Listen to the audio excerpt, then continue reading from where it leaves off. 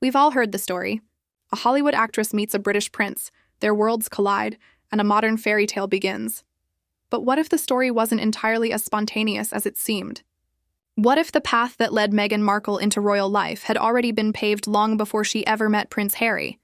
By connections, networks, and relationships designed to open doors to the elite world she now inhabits? Tonight, we're diving deep into the behind-the-scenes world that some claim shaped Meghan Markle's journey, from her early career and Soho House connections to her eventual rise as one of the most recognizable women on the planet. Before we start, don't forget to subscribe and ring the bell, because this is one story the mainstream outlets rarely unpack in full. Long before she became a royal, Meghan Markle was building a name in Hollywood. She worked on small TV projects, appeared in commercials, and eventually landed her breakout role on Suits in 2011. But according to industry insiders, Meghan wasn't just acting, she was also networking. Several reports have linked her to Soho House, a members-only global club known for connecting influential figures from media, fashion, politics, and entertainment. Soho House wasn't a place for ordinary actors. It was a world of producers, executives, and celebrities, a perfect ecosystem for anyone looking to climb the social ladder. Meghan reportedly formed close friendships with figures like Jessica Mulroney, a Canadian stylist, and Marcus Anderson, a top consultant at Soho House. Those two friendships, some say, became pivotal. Jessica introduced Meghan to Canada's social elite, while Marcus allegedly helped her enter London's most exclusive circles. By 2016, Meghan's life was changing fast. Suits had made her recognizable, her Instagram persona was polished, and her network was international. Then came the royal connection. The public narrative is simple. A blind date arranged by a mutual friend, instant chemistry and love that conquered tradition. But some royal commentators claim that Meghan's introduction to Prince Harry wasn't pure coincidence. They point out that her inner circle already overlapped with Harry's social sphere, especially through Soho House London, where both had mutual acquaintances. According to reports, their first private meetings were even arranged at Soho House's exclusive Dean Street townhouse. Whether it was fate or well-timed introduction, one thing is certain. The stage had been set long before the curtain ever rose. When Harry and Meghan's relationship went public, the press focused on the romance, the secret getaways, the Botswana trips, the long-distance calls. But eagle-eyed royal watchers noticed something else, a recurring pattern of faces and places. From Toronto events to charity galas in London, Meghan's friends and Harry's acquaintances often came from the same small pool of high society names. Soho House, it seemed, wasn't just a background detail, it was the common thread connecting. The actress and the prince. Some journalists described Marcus Anderson as the invisible link between Meghan's pre-royal life and the royal inner circle. He was often photographed with the couple at private events, leading to speculation that he had helped coordinate introductions. Again, none of this proves orchestration, but it paints a fascinating picture of how proximity, connections, and opportunity might have intertwined to create one of the most high-profile relationships of our time. After their engagement, the world embraced the story. An American actress marrying into the British royal family, it was a PR dream. Magazines celebrated the modern royal couple. News outlets praised their diversity, independence, and emotional openness. But behind the scenes, not everyone at the palace was convinced. Royal commentators like Tom Bauer and Valentine Lowe have described quiet tension within royal circles, some questioning whether the couple's public image was being strategically crafted. According to these accounts, senior aides felt Meghan understood the media far better than most royals, perhaps even better than Harry himself. She had a Hollywood background, a brand-savvy mindset, and experience managing her public narrative. That combination made her both powerful and unpredictable.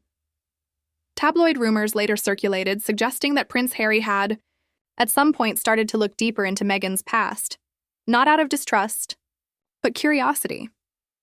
As the story goes, he found older images, social posts, and society articles connecting her to global events and familiar personalities, from Toronto fashion circles to European charity galas. The pattern allegedly surprised him. Some of the same donors and philanthropists supporting his own causes had also crossed paths with Meghan years earlier. Whether coincidence or connection, it blurred the line between fate and planning.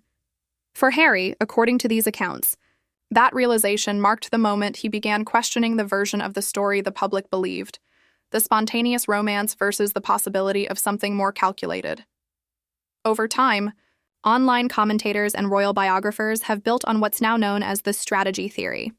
It's the idea that Meghan's rise wasn't accidental, that she leveraged opportunity, built alliances, and used her charisma to craft a path from television to global fame. Supporters argue this is unfair, that she simply worked hard, seized chances, and refused to stay within Hollywood's limits. Critics say it was strategic networking. Fans say it was vision and focus. Whichever side you believe, one fact is clear. Meghan had the ability to connect, and she used that skill masterfully.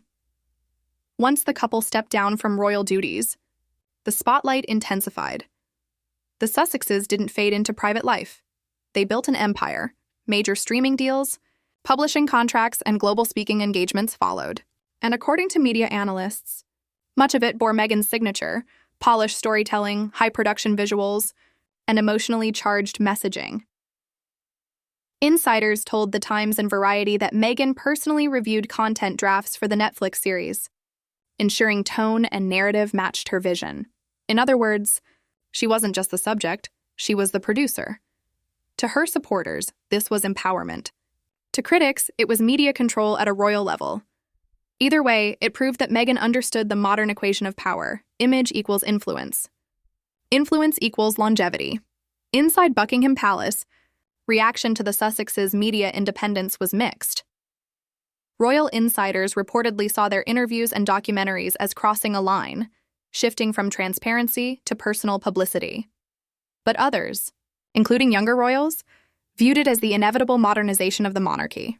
In an era of TikTok and streaming, the idea of controlling narrative through silence no longer works. The divide wasn't just generational, it was philosophical. The palace favored discretion. Meghan favored storytelling, and Harry stood in between both worlds. By the time the dust settled, one thing had changed forever: the way the royal family interacts with fame. The old system of private advisors and press secretaries couldn't compete with direct-to-camera storytelling. Meghan's strategy, intentional or not, redefined what royal influence looks like in the 21st century. Not through titles, but through platforms. Not through speeches, but through streaming screens. As one royal correspondent put it, she didn't reject the institution, she reinvented it in her image. Maybe the fairy tale was real. Maybe it was also a strategy. Perhaps both things can be true. Love intertwined with opportunity, emotion guided by vision. What's undeniable is that Meghan Markle changed the game, blending Hollywood's mastery of image with the centuries-old mystique of monarchy. She didn't just marry into royalty, she brought royalty into the media age. And for Prince Harry, that realization might be both his greatest love story and his most complex truth. What do you think? Was Meghan's rise a product of destiny, design, or both? Let me know in the comments. And don't forget to subscribe for more deep dives into the power, politics, and hidden stories behind royal life.